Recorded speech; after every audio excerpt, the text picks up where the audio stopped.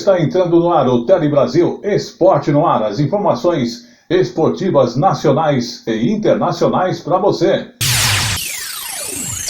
Tele Brasil no Esporte. E começamos falando do basquete do All Star Rodas. Setembro é justamente o mês da campanha da inclusão de pessoas com deficiência e é o Setembro Verde. Mas vamos acompanhar com mais detalhes. Nossa, falar do Caju é falar de um paizão, falar de um cara incansável. É um projeto que realmente muda, transforma a vida de muitas pessoas, assim como transformou a minha, transformou a vida de muitos que chegaram. E hoje só mesmo agradecimento por ele não ter desistido desse projeto. Minha deficiência ela foi adquirida aos 11 anos de idade. Por uma picada de cobra, eu morava no interior do Pará. Eu só fui conhecer o basquete em cadeira de roda aos 15 anos de idade. O basquete ele foi esse pontapé inicial aí para tudo na minha vida, até para uma aceitação mesmo de mim e da minha deficiência. Eu era técnico de basquetebol convencional e o Departamento de Educação Física me convidou para trabalhar com cadeira de roda. Eu achava esquisito, estranho, não me interessei muito. Depois sofri um acidente, fiquei numa cadeira de roda. Eu sofri um acidente de carro, onde eu fui cuspido, bati com a coluna na sarjeta, tive afastamento da medula óssea e fiquei durante um tempo na cadeira. E você vai ver o que o significado da vida tem. Assumiram os amigos, assumiram todo mundo. Essa recuperação foi muito difícil, mas tive profissionais que me ajudaram muito e voltei a caminhar. E isso daí fez com que eu tivesse uma noção de que deveria fazer um trabalho com as pessoas que têm deficiência. Eu tive paralisia infantil com 1 ano de idade. Eu jogo basquete desde os meus 15 anos. Eu tenho 28 anos de basquete, tenho 46 anos. Eu amo esporte. Descobri a dança, tenho uns 4 anos também. O esporte é a maneira mais rápida de você recuperar uma sequela. Porque a própria fisioterapia, não criticando, às vezes ela se torna tediosa. E o lazer do esporte, a biomecânica dos movimentos, melhorou um bocado de gente que está comigo. A ideia do projeto surgiu há mais de 20 anos durante uma viagem ao exterior. Aí estive na cidade de Stoke-on-Trent, na Inglaterra, onde essa logomarca era pintada no chão do maior hospital de lesionado medular. Eu tive a ideia de fazer as estrelas da roda, All Star Roda, e foi a minha primeira experiência internacional. E lá eu me dediquei, me identifiquei, comecei a ler, comecei a aprender o que é o basquetebol em cadeira de roda. Começamos com muita dificuldade, fazendo pedágio, correndo atrás de cadeira, correndo atrás de tudo. E foi crescendo. Tenho atletas que são só lado social, de Belém do Pará. Nós temos pessoas dos municípios do Pará, mas o clube é lá do Pará. É o All Star Roda Belém Pará. Belém tem que parar. No recente brasileiro da modalidade em São Paulo, as duas equipes se enfrentaram. Placar 75-15 para o All Star Pará. Mas isso é o que menos importa. A gente fala que a gente é uma família, né? Na verdade, a gente convive mais entre a gente do que na nossa própria família. Então a gente é uma família que precisou ser dividida, né? Para que a gente esteja todas juntas aqui, mas de fato nós somos só um time. De início, meus pais não queriam que eu fosse, porque eles achavam que eu nunca tinha tido contato com pessoas com deficiência, então eles achavam que eu me sentiria mal, me sentiria inferior por estar ali. Eu falei, não, eu vou. E quando eles viram a forma como eu me senti bem e me senti em casa, eles me apoiam. De 22 edições, o All Star foi campeão de 19. Hoje, graças a Deus, o basquetebol feminino evoluiu muito. Hoje o campeonato desse, como nós estamos aqui, tem 4 equipes que estão brigando pelo título. É um momento de a gente se sentir feliz, porque sempre o feminino era discriminado. Hoje a confederação dá toda a atenção e isso faz com que cada vez mais surjam atletas lá em Belém.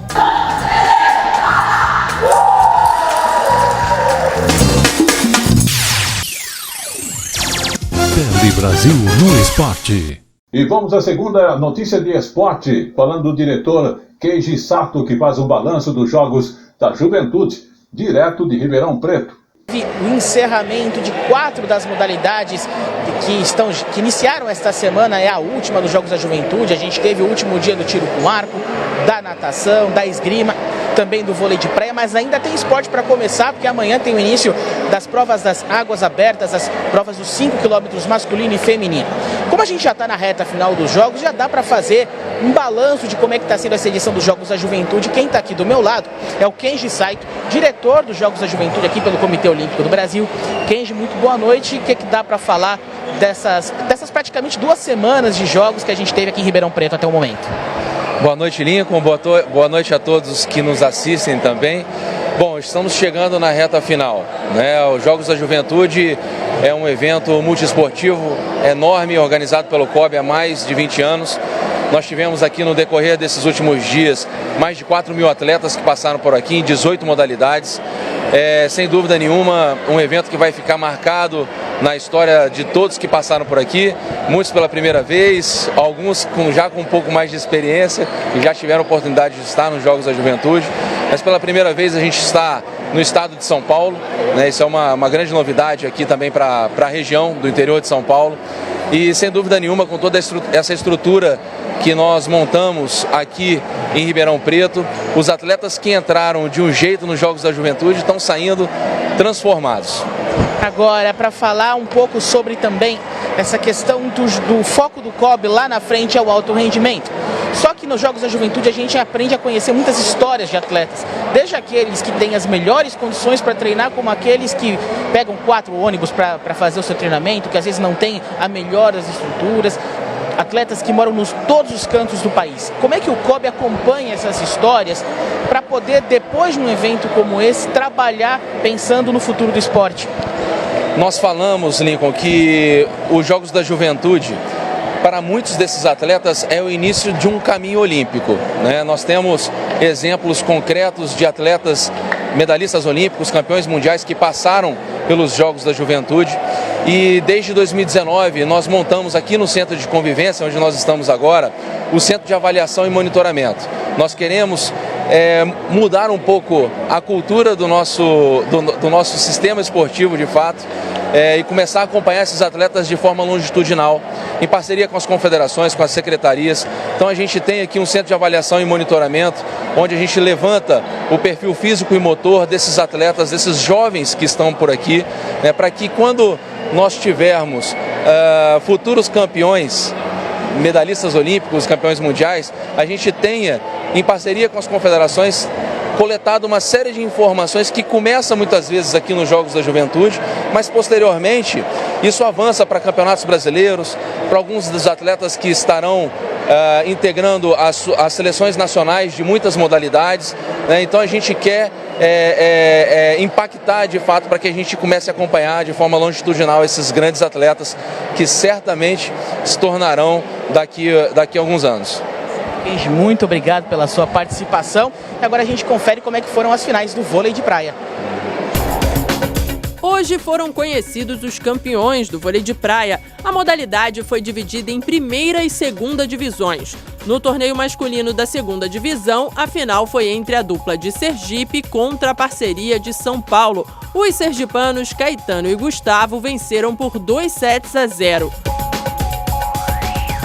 Na final feminina da segunda divisão, São Paulo e Mato Grosso do Sul fizeram uma partida muito disputada e equilibrada, que só foi decidida no tie-break. E aí, quem levou a melhor por 2-1 foram as paulistas, Tabata e Giovana. No último dia de provas da natação, os atletas de Santa Catarina se destacaram na sessão da manhã. Foram 3 medalhas de ouro. Vitória Simeone ganhou 2 delas, uma nos 50 metros livre e outra no revezamento 4 por 100 metros para mulheres. Outro destaque foram as mulheres da Paraíba, que conquistaram 2 medalhas de ouro na natação. Uma com Isabela Garcia nos 1.500 metros livre e outra com Giovana Campos, a mais rápida nos 100 metros estilo borboleta. Tele Brasil no Esporte. E vamos agora à terceira notícia de esporte, falando do Filipinho, que vence e é bicampeão mundial de surf. Sim, tem brasileiro no topo do surf mundial mais uma vez. Filipinho Toledo, que venceu as finais nos Estados Unidos e conquistou o bicampeonato consecutivo do campeão mundial de surf. Vamos observar. A decisão em Trestles, na Califórnia, teve show do brasileiro Filipinho contra o australiano Ethan Ewing. O cara não deu chances e venceu logo 2 baterias para fechar a melhor de 3 e ficar com o troféu pelo 2º ano consecutivo. Apesar de chegar líder do ranking ao Finals, o ano do brasileiro foi de desafios, como a lesão na etapa do Rio de Janeiro. Foram algumas semanas, né, acho que quase 2 meses de muita dedicação. Cara, a caminho de J-Bay, depois de J-Bay, todos os dias era treino, surf, fisioterapia, né, e chegava de noite mais uma sessão de fisioterapia. Então, assim, a dedicação foi máxima para poder chegar em J-Bay, conseguir surfar, conseguir competir. E então, assim, esses, né, pensamentos ruins é aquela coisa, a insegurança de saber se vai conseguir, se vai ser 2 vezes, se vai vir, né, 2 seguidas ainda, né, era história a ser feita e, cara, com a família toda na praia, com todo mundo acompanhando. Então, assim, né, a nossa mente fica manipulando a gente, querendo levar a gente para o lado mais fraco. Então, né, eu tive esses pensamentos, mas, né, graças à minha família, minha esposa, né, eu consegui conversar com ela bem um dia antes também, então isso me tranquilizou muito. E aí fui lá e, cara, consegui deixar isso tudo de lado e focar, né, e entrar no modo competição, e aí deu no que deu, graças a Deus. Desde 2021, a liga é decidida nessa etapa final. Outro desafio, já que mesmo líder da temporada, Filipinho teve que usar todo o arsenal de manobras para confirmar o título. É aquela coisa, né? Eu comecei o ano sabendo que iria para o Finals 5 e que, né, eu teria a chance de perder para o 5º colocado, para o 3º colocado, enfim, sabia que existiria essa oportunidade, mas a gente já começa o ano sabendo disso, então não tem muito o que fazer. Obviamente que se fosse, né, antigamente eu teria ganho, mas ou não também, não sei se eu estaria na mesma posição, mas eu acho que, como eu falei, eu sempre falo, eu gosto dos desafios, gosto da adrenalina, eu gosto de me desafiar o tempo todo, então eu acho bem maneiro, e eu achei que, cara, traz uma emoção bem grande também, né, para o último dia, né, para decidir o título mundial, então, assim, acho que fica bem legal. Ao lado do Chumbinho, 4º desta temporada, Filipinho está garantido na Olimpíada de 2024. A disputa será no Tahiti e é claro que ele sonha com a medalha de ouro. Foco sem dúvida nenhuma nas Olimpíadas, uma oportunidade muito grande de poder representar meu país, minha família, os meus amigos, todo mundo que me acompanha. Então, né, sem dúvida nenhuma, eu vou dar o meu máximo para poder representar muito bem o nosso país. Tenho certeza que, né, o Chumbinho também vai fazer a mesma coisa. Então, estou muito feliz de poder compartilhar dessa experiência com ele também, né, que vai ser irado.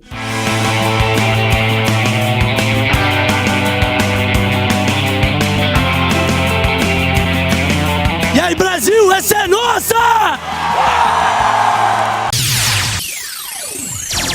Tele Brasil no Esporte. E vamos à notícia seguinte de esporte, falando do ginasta Francisco Barreto, um dos embaixadores dos Jogos da Juventude, que foi realizado em Ribeirão Preto. Vamos observar. Aqui no centro de convivência, né, o ponto de encontro dos atletas aqui nos Jogos da Juventude. E eu tô com mais um convidado especial, porque nos Jogos da Juventude a gente tem os embaixadores, né, que são atletas já consagrados, que vêm prestigiar o evento, dar uma força para esses jovens esportistas que estão aqui. E quem está aqui comigo é o Francisco Barreto, atleta da ginástica artística, atleta olímpico, atleta campeão dos Jogos Pan-Americanos. Queria que você falasse um pouco como é que está sendo participar dessa festa toda aqui em Ribeirão Preto. Olá, galera, boa noite a todos. Bom, é um privilégio sempre poder estar participando deste evento. É a segunda vez, a primeira vez em 2019 e agora em casa, né? Eu sou de Ribeirão Preto. Prestigiar um evento desse tamanho, né? São mais 4.000 atletas e com diversas modalidades esportivas, que é a nova geração, que é o que a gente... É o legado, né? Que eu já sou mais velho. É uma das coisas que eu tenho como prioridade na minha transição de carreira.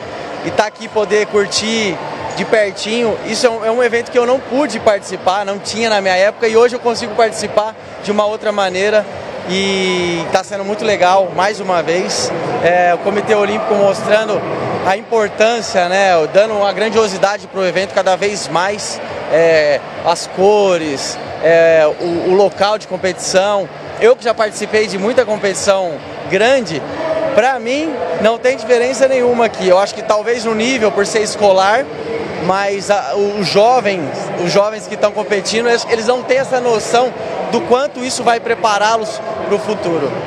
Agora o Francisco, daqui a pouquinho, ele está aqui no Jogo da Juventude, mas daqui a pouquinho ele já está indo representar o Brasil no Campeonato Mundial de Ginástica Artística, campeonato que vale vaga para os Jogos de Paris. Como é que está a expectativa para a classificação, principalmente da equipe brasileira, que acho que é a grande meta de todos, né? Sim, o principal objetivo do Brasil é conseguir a vaga para Paris. A gente viaja sábado, dia 16.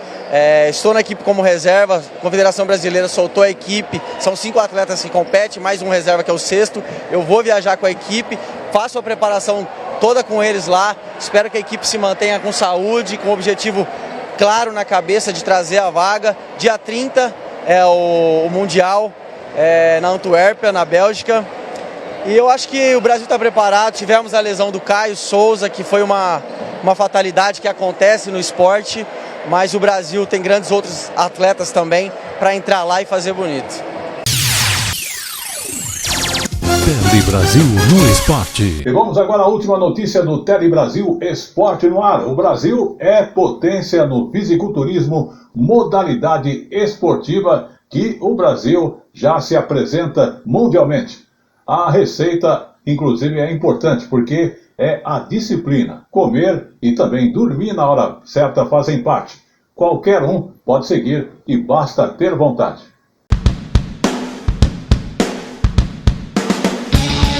O primeiro que ele tem que fazer é que tem que aprender a comer. Aqui você não pode ser, como eu posso dizer, frescura.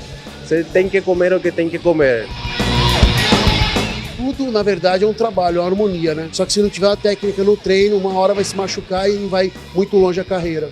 Nas melhores colocações, do melhor físico, é o atleta que permaneceu o maior tempo comendo as mesmas coisas, treinando no mesmo horário, indo dormir no mesmo horário. Então, ele é um esporte que a disciplina é fundamental. A receita é essa, e qualquer um pode seguir, basta ter vontade. Eu, aos 43 anos, eu pesava 150 quilos e resolvi mudar, né? Achei que a bariátrica salvaria a minha vida assim de imediato, mas eu tive várias complicações. No período de 43 anos aos 45 anos, doente, enfermo, eu comecei a fazer musculação. E na musculação eu encontrei um novo Valdir. E aos 54 anos eu me tornei bodybuilder. Você tem que fazer o seu 1% todo dia e você vai ver o teu resultado lá na frente. A minha ideia era a saúde, cara, que eu pesava 140 quilos.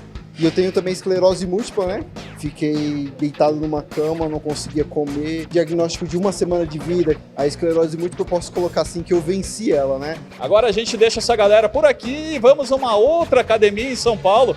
Falar com o pessoal que está se preparando para aquela que é considerada a Copa do Mundo da modalidade. É o Mr. Olímpia, que vai reunir entre 2 e 5 de novembro em Orlando, nos Estados Unidos, os melhores atletas do mundo. O atleta, para classificar para o Mr. Olímpia, ele tem que ser campeão de algum show profissional em algum outro lugar do mundo. Então as categorias femininas mais conhecidas, elas são a bikini, wellness. Bikini é uma linha um pouco mais fina. A categoria wellness, ela já tem um pouquinho de volume a mais. Women's Physique, bodybuilding feminino, que são categorias um pouco mais hard. Elas têm um pouco mais de músculo. Nas categorias masculinas também, por exemplo, a Men's Physique, que é uma categoria de bermuda. A categoria Classic Physique, ela é um pouco mais hard. Os atletas, eles são avaliados de sunga, né? Então nessas pernas também já são avaliadas. E a categoria Open, que são os maiores, né? Que não tem limite de peso, não tem limite de altura. Isa Pessini, campeã do Olímpia em 2019 na categoria Bikini. Ela é um dos grandes nomes do país, mas não é o único. Que esse ano eles fizeram um ranking de quantas atletas tem classificado para o Olímpia. E nós já temos 40 atletas. E o Brasil está em segundo lugar. Isso falando só da Bikini. Fora as outras categorias que também tem muitos atletas brasileiros indo. E é muito legal ver isso, porque quando eu comecei lá em 2018, 2019, a primeira vez que pisei no palco do Olímpia, não tinha tantos atletas assim competindo lá fora. Alcione vai em busca do título inédito na categoria Bodybuilder. Eu sou a única atleta brasileira que conseguiu 2 títulos internacionais seguidos, né, que foi ano passado, 2022, Europa Pro e Romênia Pro. Esse ano eu conquistei o título no Portugal Pro. Além de você ter toda a estrutura de médicos, de fisioterapeuta, né, de sauna, banheira de gelo, né, uma pessoa específica para te ajudar nos treinos, então isso faz toda a diferença para o atleta. Então a minha categoria é o Women's Bodybuilder, é a primeira categoria do fisiculturismo, que é a mulher mais musculosa. No ano passado eu fiquei em 8º melhor do mundo, foi o meu pro debut, né, que a gente fala, a primeira vez no Mr. Olímpia. Esse ano eu tenho fé e trabalhando duro para que eu consiga chegar no top 5 do Mr. Olímpia.